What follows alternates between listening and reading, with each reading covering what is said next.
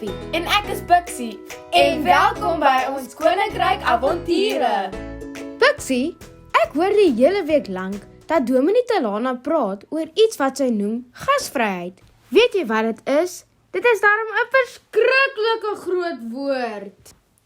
Ja, Snippie, ek weet wat dit is. En eintlik weet jy ook.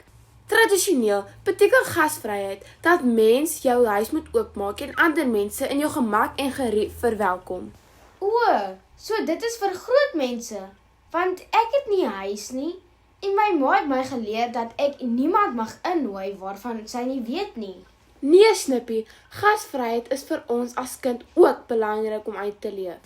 Daar is baie maniere waarop ons gasvry kan wees teenoor ons maats, ons boeties of sissies, of selfs vreemdelinge. Dit lyk dalk net anders as vir groot mense. Regtig? Hoe kan ons gasvry wees, Pixie? Want dit klink regtig moeilik en dit maak my eintlik bietjie bang. Kom ek verduidelik dit so.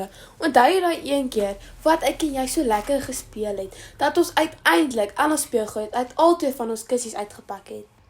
O ja, jou ma het nog gesê dat daar nie plek was vir haar om te trap nie, want sy kan nie eers die mat onder al die speelgoed raak sien nie. Ja, maar wat jy nie weet nie, is toe jy huis toe gaan, toe moes ek al daardie speelgoed optel. Ek dink jou ma sou dit doen. 'n Mens kon nie hoop. Nee, my ma het vir my gesê ek moet dit self doen. Toe besef ek eers hoe te mekaar dit is en hoe baie werk dit gaan wees. Ek was oortuig dat ek nooit gaan klaar kry nie. Ek het nie eers geweet waar om te begin nie. Ek het net tussen al die karretjies, Legos en enkele boeke gaan sit en rondkyk. Dit klink nie baie effektief nie, Pixie. Nee, dit was nie. My ma was ook nie baie beïndruk nie. Sy het toe ingekom en vir my gevra hoekom ek nie besig is om op te ruim nie.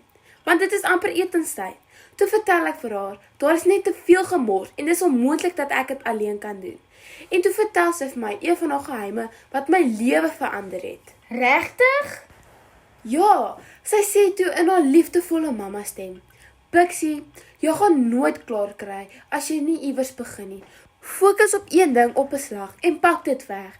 En dan die volgende een, en dan die volgende een. En voordat jy jou oë uitvee, is jy klaar. En het dit gewerk?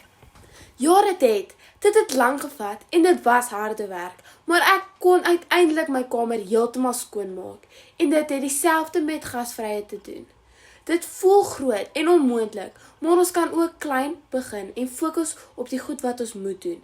En as ons weer sien, is dit vir ons natuurlik en maklik. Soos om te deel en maats saam te nooi wat nie maats het nie? Ja, en in Matteus 10 vers 42 sê Jesus, dat selfs wanneer ons 'n glas water vir iemand gee wat dors is ons reeds besig met gasvryheid. En ek glo hoe meer ons dit doen, hoe beter en groter gaan ons gasvryheid raak, soos wat ons ouer word. En wanneer ons dan groot mense is met ons eie huise, dan kan ons meer doen as net 'n glas water gee. Presies, en soos ons besig om te soek na die pad waarop Jesus ons lei. Maats, vertel vandag vir julle ouers, hoe jy meer gasvry kan wees. Miskien kan jy help om die tafel te dek of skottelgoed te was. Of jy speelgoed met jou boetie of sussie te deel. Miskien weet jy van 'n maatjie wat 'n maatjie nodig het. Daar is baie maniere op hoe ons gasvry kan wees.